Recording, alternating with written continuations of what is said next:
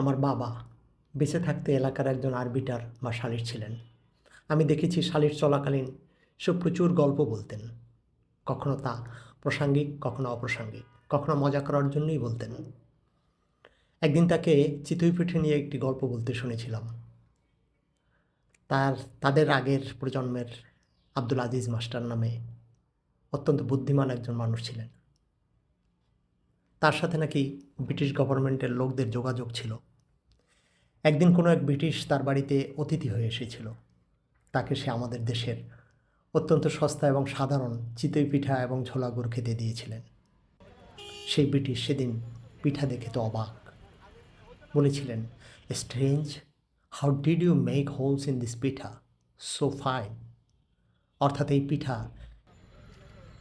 পিঠায় এত সূক্ষ্ম ছিদ্র তোমরা কিভাবে করেছো। সে বলেছিল, আমার স্ত্রী করেছে শুধু আপনার জন্য। সেদিন ওই ব্রিটিশ এই চিতই পিঠা ঝোলা গুড় খেয়ে এতই মুগ্ধ, এতই খুশি হয়েছিলেন যে মিস্টার আজিজ এবং মিসেস আজিজকে বিরাট অঙ্কের উপহার দিয়েছিলেন।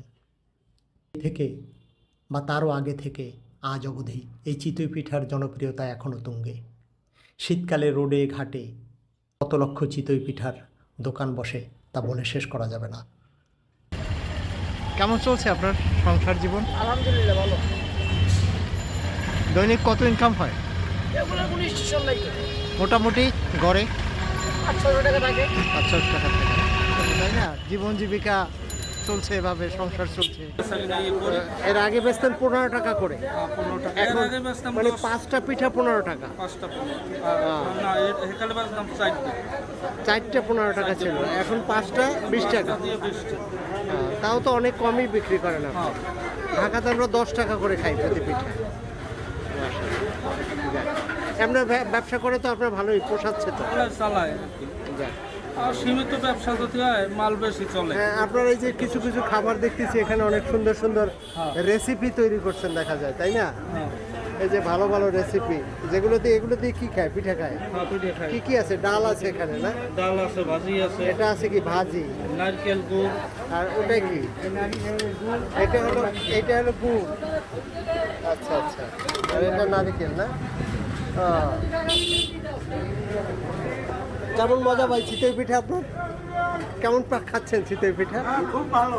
খুব ভালো, মজা না?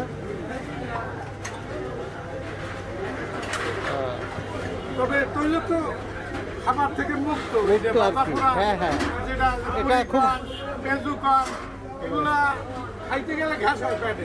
তার জন্য এগুলা খাইয়ে যায়। এটা হাইজিনিক খুব।